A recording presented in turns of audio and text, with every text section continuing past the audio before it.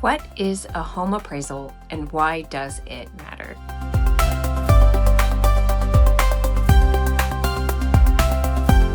Hi, I'm Kathy Sokolic, Principal Realtor with the Mueller Residential Group here in Austin. And today we're going to talk about something that can quietly make or break a real estate transaction. And most buyers and sellers don't fully understand it until they're already in the middle of one. The home appraisal. I've seen deals fall apart over low appraisals, or I've seen well-prepared clients sail right through them. The difference usually comes down to one thing: how much they understood going into the process. So whether you're buying your first home, selling a house you've lived in for years, or just trying to understand how this whole process works, this video is for you. We're going to uncover what an appraisal actually is, why it matters more in a market like Austin than in most other cities, how to prepare your home to appraise at full contract price, and exactly what to do if the number comes in lower than expected. Let's get into it. So what is a home appraisal? Let's start with the basics because there's a lot of confusion here. A home appraisal is an independent, professional assessment of a property's fair market value. It's not an inspection, it's not an online estimate, and it's not what Zillow says. It's a licensed home appraiser visiting your home in person, evaluating the condition, the size, the features, and then comparing it to 3 to 6 recently sold similar properties in that same area, what we call comps, and producing a written report that says, as of today, this is what the home is worth on the market. In Texas, appraisers are licensed and certified through the Texas Appraiser Licensing and Certification Board, or TALCB, and they operate under a national standard called USPAP, the Uniform Standards of Professional Appraisal Practice. Now, here's a detail that surprises a lot of people. The appraiser does not work for you. The appraiser is hired by the lender. Their job is to protect the lender's financial interest.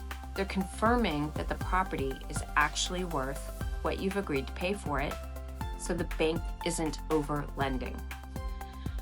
This is why a pre-approval loan doesn't guarantee that your loan closes. The appraisal is a separate checkpoint. The appraiser works for the lender, not the buyer, not the seller. Their job is to confirm the home is worth what the deal says it is. And importantly, appraisals are required for most purchases, loans, and refinances.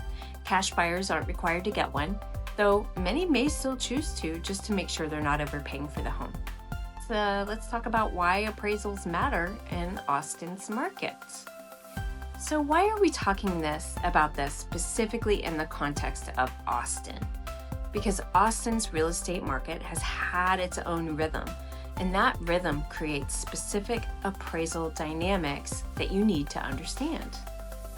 Here's the first thing that matters. In Texas, we operate under a non-disclosure law. That means the county doesn't know what you actually paid for your home unless you tell them. Sales prices aren't publicly recorded the way that they are in many other states. We're hush-hush here. This affects the quality of comp data appraisers can work with, and it affects how your property tax assessment gets calculated, which we'll come back to later. But even beyond that, Austin's prices have moved quickly over the years, up fast during the boom, and in certain pockets, adjusting since. When prices shift faster than comparable sales can keep up, appraisal gaps become more common. So what does an appraisal actually do in your transaction? It does 3 things. First, it sets the ceiling for what your lender will finance. The bank will lend against the appraised value or the contract price, whichever is lower. If the home appraises below what you've agreed to pay, the lender won't cover that gap. You either have to cover it in cash, renegotiate the price, or you can walk away. But that's not always the case, there's caveats. Second, a low appraisal reopens negotiation between buyer and seller. And how that negotiation goes depends a lot on who has the leverage and how prepared both sides are. There's always caveats. Third, while lender appraisals are separate from your annual property tax assessment, they're related in spirit. Travis County Appraisal District, or TCAD, assesses your home value independently every year, and your tax bill follows. We'll talk more about the difference between these two valuations a little later.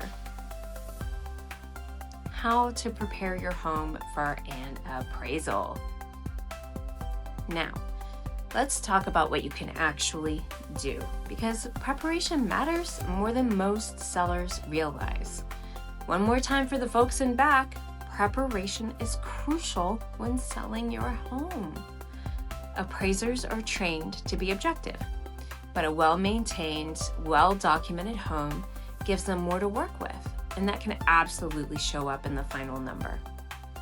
Here's what I walk my clients through before every appraisal. Deep clean and declutter. And this is the first thing I say, and I mean it. And we do this when we put your property on the market. A clean, orderly home signals pride of ownership. Appraisers aren't grading cleanliness directly, but condition factors in. And first impressions affect how a property is perceived from the moment the appraiser pulls up. You don't need a renovation. You don't need the home to feel cared for. Or you do need the home to feel cared for. Document every improvement that you've done. This one is critical, and it's where a lot of sellers leave money on the table. Pull together a written list of every significant upgrade you've made.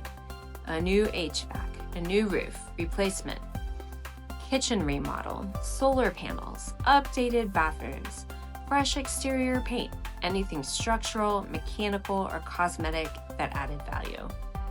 Include the dates and approximate costs wherever you can. This is really helpful. The appraiser may not see all of it just by doing a quick walkthrough, but if you can hand them a clear, organized summary, they can factor it into the report. This is especially important in Mueller, where many homes have had thoughtful, high-quality renovations. That value doesn't communicate itself automatically. You can also boost curb appeal. The appraisal begins before the appraiser walks through the door. Tidy up the lawn, fresh mulch, pressure wash the driveway. Make sure the entry door and porch are clean and welcoming. Does this sound familiar? These are fast, affordable improvements, and they communicate something important. This home has been maintained and loved. Supply comparable sales data. Your agent can do something really useful here. If there are recent sales of similar homes nearby that support our home's value, your agent can put together a comparable sales summary to share through the lender with the appraiser. I stay current on what's sold in Mueller and across the Austin market specifically for this reason. If the comps support the price, I want to make sure the appraiser has access to that data. It's appropriate and it's standard. Also, we're going to handle minor repairs before the visit. Loose handrails, dripping faucets, broken light fixtures, non-functional outlets. These are tiny things, but they create negative impressions. And on government-backed loans like FHA, VA, USDA, they can actually trigger required repairs before the loan can close. And we don't want to deal with that. Handle all these little things before the appraiser shows up. It's a small investment that removes potential complications to the closing. A well-prepared home doesn't just look better, it appraises better. Documentation, curb appeal, and minor repairs all give the appraiser more to work with when arriving at the final number. So what happens if the appraisal comes in low? Buyers and sellers all need to hear this, but it's not the end of the world. Let's talk about the scenario everyone worries about. The appraisal comes in below the contract price. According to Redfin, fewer than 10% of appraisals come in below the contract price overall. So statistically, most transactions clear this hurdle without a problem. But when it does happen, and it does happen, knowing what to do next is everything. Here's the approach I walk my clients through. Step 1, review the report carefully. Appraisers are also human and errors happen. Wrong square footage, missing upgrades, outdated comps that don't reflect recent sales activity. Before anything else, review the report line by line. If something looks wrong, note it. The next step is to submit a reconsideration of value if you feel you have legitimate supporting data. Stronger comp sales, documented errors, improvements maybe that weren't accounted for. Your lender can formally submit what's called a reconsideration of value, or an ROV, to the appraiser. The appraiser isn't required to change their value, but a well-supported ROV backed by real data is always worth pursuing. Sometimes it works. The next step is to negotiate a resolution if the ROV doesn't close the gap. Buyers and sellers have several paths forward. The seller can reduce the price to meet the appraised value. The buyer can also cover the gap out of pocket. That's what's called an appraisal gap guarantee, where the buyer commits to paying a specified dollar amount above the appraised value. Both parties can split the difference, or if no agreement is reached, the buyer can exercise the financing contingency under the TREC third-party financing addendum and exit the contract without penalty. The right path depends on these specifics: how large the gap is, how motivated both parties are, and what the market looks like, and what leverage each side has. Remember, I said there's caveats. This is where having an experienced agent who knows the Austin market isn't just helpful, it's genuinely valuable. I've navigated a lot of these situations, and the outcome almost always comes down to how well it's handled in the first 24 hours. An important note, a low appraisal isn't a hurdle, or is just a hurdle, not a wall. Most deals with appraisal gaps still close with the right strategy and representation. The key is knowing your options before you're in the situation. So, what is the difference between an appraisal and your property tax assessment? This can confuse a lot of people. And here's something I want to take a moment to clear up, because I get this question a lot. What's the difference between the appraisal and my property tax assessment? The short answer, they're completely separate beasts. They are conducted by different entities for different purposes, and they can produce very different numbers. A lender appraisal determines your home's market value so the bank can decide how much to lend. It's conducted by a licensed appraiser, and it's ordered once during the transaction. A county tax assessment is conducted every year by whatever county you're in Travis County it's TCAD, and it determines the taxable value of your property for your annual tax bill.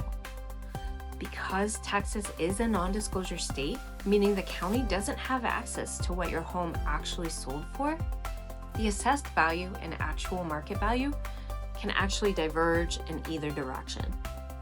If you think your assessment is too high, you can protest it.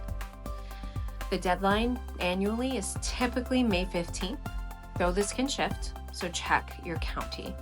You can file through the county websites. There's also a meaningful homestead exemption worth knowing about. Texas voters approved an increase to the general school district homestead exemption.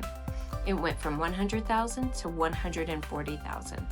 If you own your home and it's your primary residence, make sure you file that homestead exemption. That one step can reduce your taxable value by $140,000, which can be significant. If you haven't filed yet, go to your county's website and check it out. Before we wrap up, let's talk logistics, because I know people want to understand what this actually costs and how long it takes. In the Austin Metro, a standard single-family home appraisal typically runs about $600, but could be up to $1,000. More complex properties or higher-priced homes may run a little bit more. Rush turnarounds, if you need it faster, typically add another fee to that, $75 to $200. The buyer generally pays the appraisal fee either up front through the lender or rolled into the closing costs at the end. On the timeline, from the time the appraisal is ordered to the day you receive the final written report, is typically 1.5 to 2 weeks. Appraiser availability and property complexity can push that a bit in either direction, especially during busy market periods. But one thing to keep in mind, lender timeliness depend on the appraisal coming in on schedule. If you're under contract, staying on top of the appraisal timeline and making sure your home is ready the moment the appraiser reaches out to schedule helps keep your closing on track. So again, we don't want to delay that appraisal scheduling. Those timelines can directly affect your closing date. The home appraisal is one of those things that can feel like a black box from the outside. You don't control who does it, you don't control the outcome. And when a number comes in lower than expected, it can feel like the deal is slipping away. But the truth is, preparation, documentation, and having the right representation all give you more control than you think. If you're a seller, making sure the appraiser has every piece of information they need to reflect your home's true value is entirely within your reach. If you're a buyer, understanding what the appraiser is doing and why helps you navigate a gap calmly if one happens to show up, rather than reacting out of panic. And if you're just trying to figure out how all of this works before you even start the process, now you know. The appraisal isn't a wall, it's just a checkpoint. And with the right preparation and the right team, most people clear it just fine. If you have questions about buying or selling in Austin or anywhere in Central Texas, or want to talk through what your home might be worth in today's market, just reach out. I'm happy to have that conversation. Okay, I know that was a lot of information. If you have more questions, I urge you to reach out to your local county, like Travis CAD, or you can always reach out to me at 512-809-3497 or Kathy.Sokolic@compass.com.